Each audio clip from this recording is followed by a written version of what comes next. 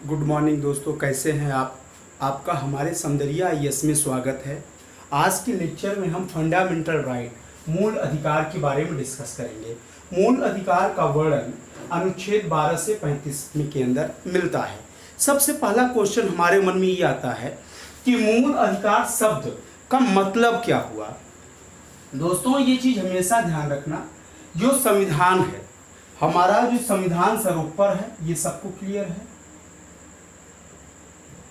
संविधान लोगों के सुरक्षा की गारंटी देता है। किसकी सुरक्षा की? लोगों की। और संविधान जब लोगों की सुरक्षा की गारंटी देता है, और यही किसी राष्ट्र का मूल सिद्धांत है। लोगों की सुरक्षा किसका सिद्धांत है? राष्ट्र का। किसी भी राष्ट्र का यह मूल सिद्धांत है कि लोगों की सुरक्षा की जाए। तो फंडामेंटल राइट का मतलब, मूल अधिकार का मतलब शब्द पे हम लोग जाएंगे।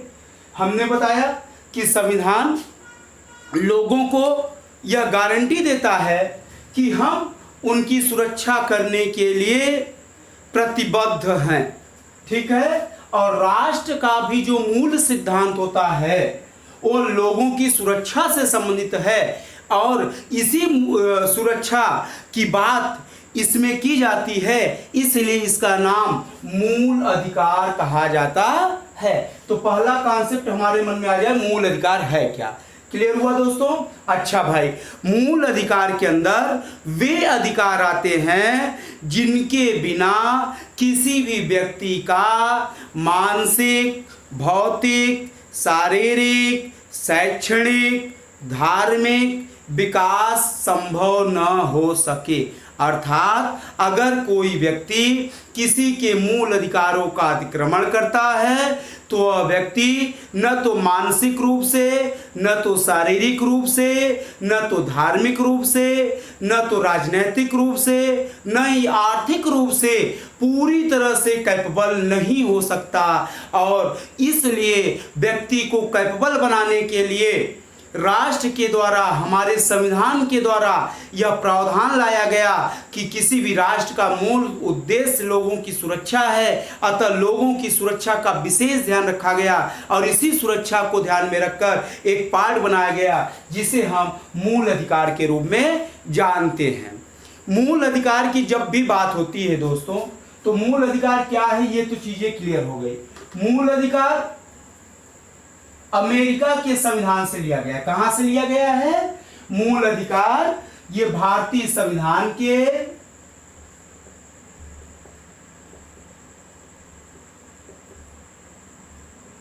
भाग 3। मूल अधिकार कहां से लिया गया? भारतीय संविधान के भाग 3 और अनुच्छेद 12 से 35 तक इसका वर्णन है, ठीक है। और यह कहां से लिया गया है? यह अमेरिका के संविधान से लिया गया। कहां के संविधान से? अमेरिका के संविधान से लिया गया है, ठीक है। अच्छा, अब यहां पर, अब चूंकि भारतीय संविधान, हमने बताया राष्ट्र का मूल उद्देश्य लोगों की सुरक्षा है, और यह लोगों की सुरक्षा की बात करने के लिए इसको संविधान में जोड़ा गया है, इसलिए इसे भारतीय संविधान का मैग्ना कार्टा बोला गया। क्या बोला गया है बताओ? भारतीय संविधान का मैग्ना कार्टा शब्द के लिए कार्टा बोला गया। इसे भारतीय संविधान का मैग्ना कार्टा कहा गया है। आरंभ में इसकी संख्या 7 थी, यानी जो फंडामेंटल राइट है हमारे, आरंभ में इनकी संख्या कितनी थी? 7 थी, ठीक है। ये 7 फंडामेंटल राइट थे। लेकिन क्या हुआ? 44वां संविधान संशोधन, कैसा हुआ? 44वां संविधान संशोधन, ये कब हुआ था? 1978 हुआ था। और 44वां संविधान संशोधन 1978 के द्वारा संपत्ति के अधिकार को, किस अधिकार को? संपत्ति, राइट टू प्रॉपर्टी, संपत्ति के अधिकार।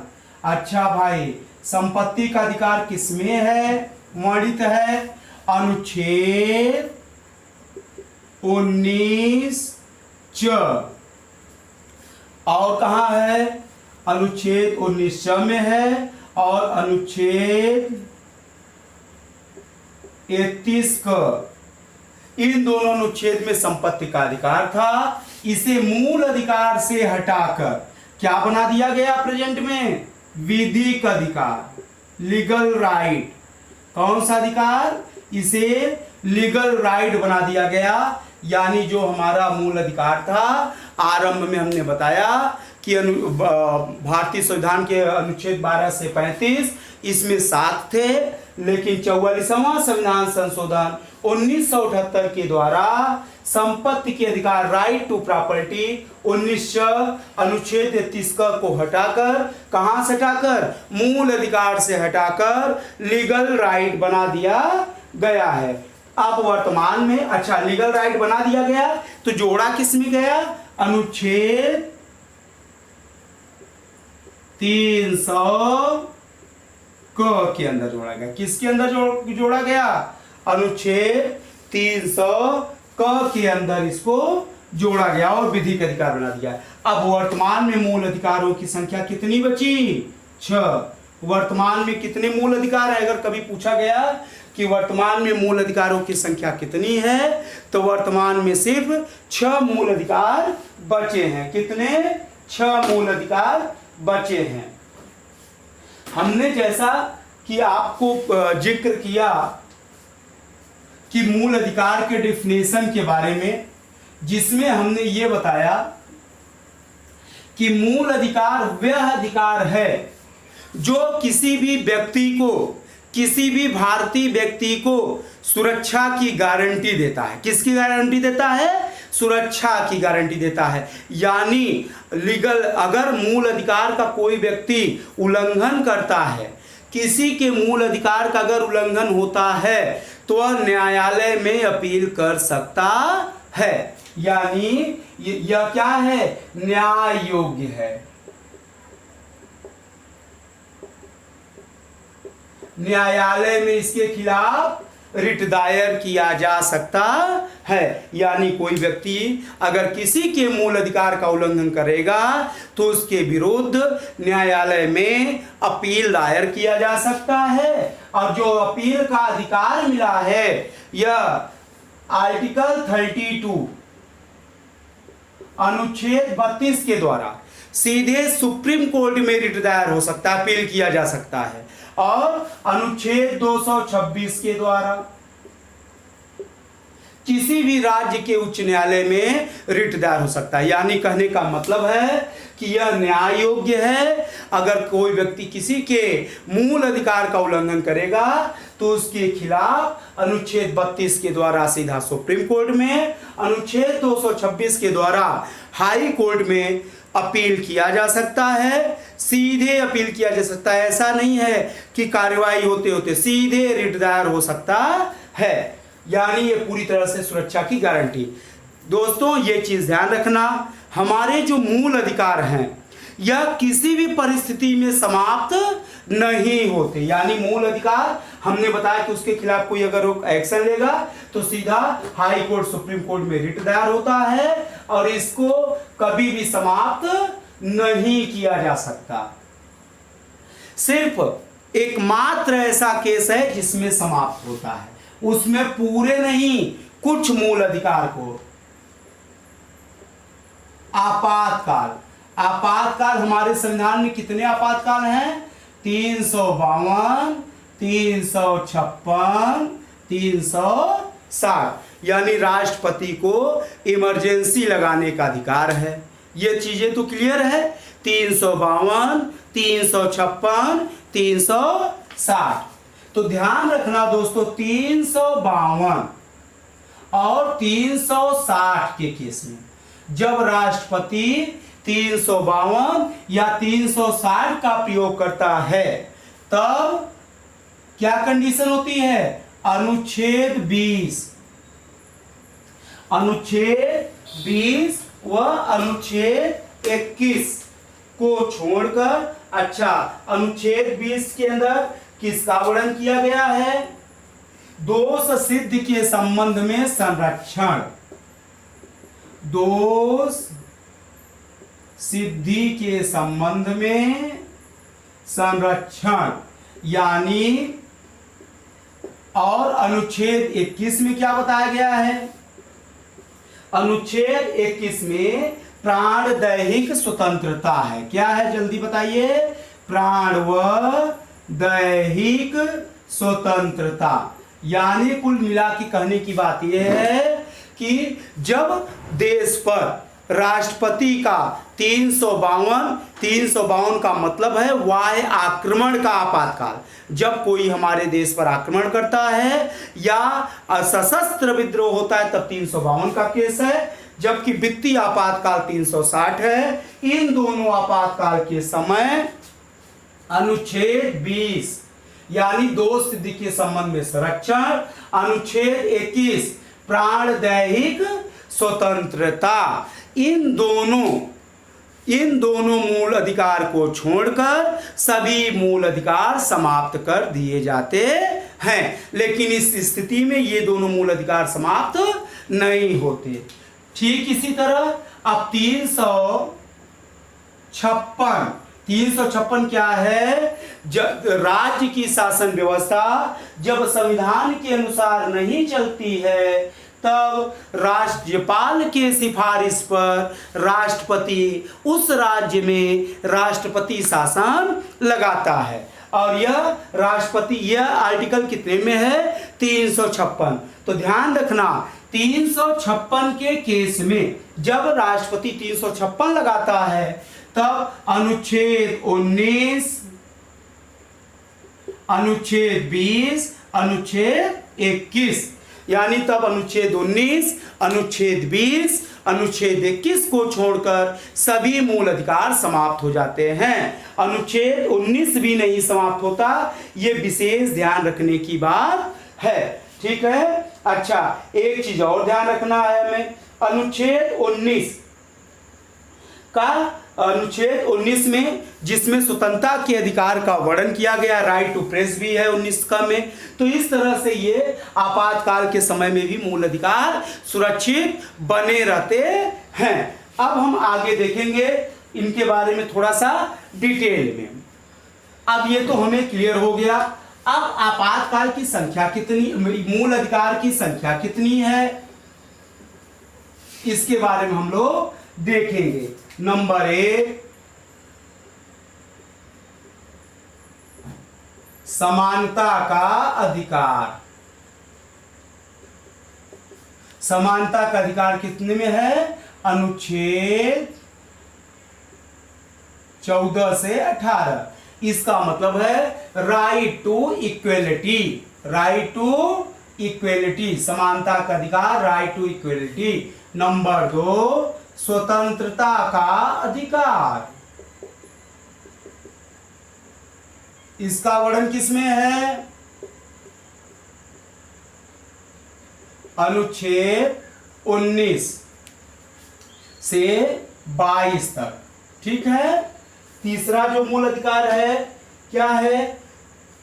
शोषण के विरुद्ध अधिकार। शोषण के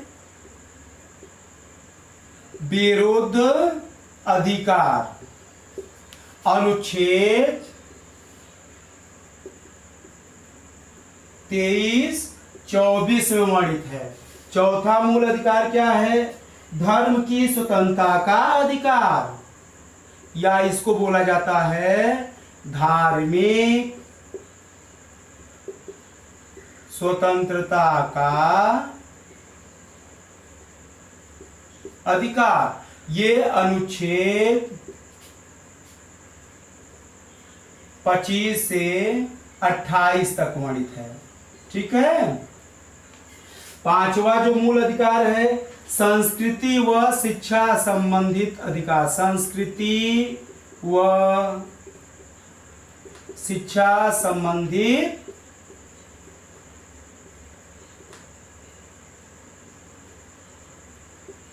इसका वर्णन अनुच्छेद 29, 30। नेक्स्ट, संवैधानिक उपचारों का अधिकार।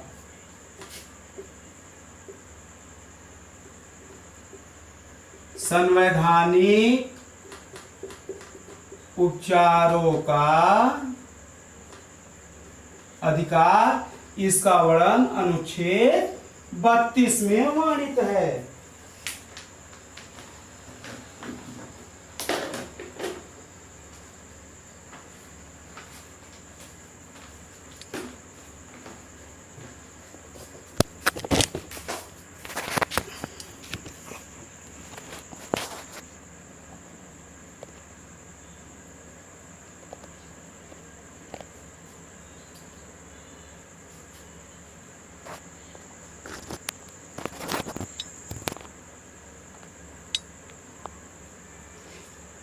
इस तरह से मूल अधिकार की संख्या ये 6 है। अब हम इनको अलग अलग टॉपिक वाइज नेक्स्ट लेक्चर में अच्छे से डिस्कस करेंगे। यहाँ पर एक चीज ध्यान रखना है, एक साथ अगर पढ़ने का आपका मन करता है तो हमने पहले लेक्चर में अनुच्छेद अनुसूची वाले चैप्टर में हमने एक अनुच्छेद से लेकर पूरे अनुच्छेद का 1 बाय 1 डिस्कस किया है। अब यहाँ पर हम लोग डिटेल में नेक्स्ट लेक्चर में देखेंगे। ठीक है, समानता का अधिकार क्या है, स्वतंत्रता का अधिकार, शोषण के विरुद्ध अधिकार, धार्मिक स्वतंत्रता का अधिकार, संस्कृत व शिक्षा संबंधित अधिकार और संवैधानिक उपचारों का अधिकार। नेक्स्ट लेक्चर में इसको हम अध्ययन करेंगे। Thank you class. अगर आपको दोस्तों वीडियो अच्छा लगेगा तो इसे लाइक करें, कमेंट करें, शेयर करें, जिससे नया वीडियो जैसे अपलोड करें आपको मिलता रहे। Thank you class. अच्छा, एक चीज और है, एक क्वेश्चन और माइंड में आया, इससे रिलेटेड क्वेश्चन आपके एग्जाम में जो आए हैं जरा उसको जरा देख लेना। सबसे पहले तो आया है कि मूल अधिकार कहाँ से लिया गया है, अमेरिका से। संविधान में कहाँ वर्णन है, तो भाग 3 अनुच्छेद 12 से 35 से याद रखना। मूल अधिकार में प्रेजेंट में संख्या पूछता है तो 6 है। कौन हटा, तो 44वां संविधान संशोधन 1978 के द्वारा राइट टू प्रॉपर्टी। संपत्ति के अधिकार को वर्तमान में क्या बनाया गया, तो विधिक अधिकार। किसमें ऐड किया गया, अनुच्छेद 300 क में जोड़ा गया है। यहाँ तक का क्वेश्चन। संपत्ति का अधिकार किसमें है, 1901 च, दूसरा अनुच्छेद 31 में वर्णित है। ठीक है, फिर आगे इतना ही क्वेश्चन आपके एग्जाम में पूछा है जो प्रीलिम्स के पॉइंट ऑफ व्यू से है। Thank you.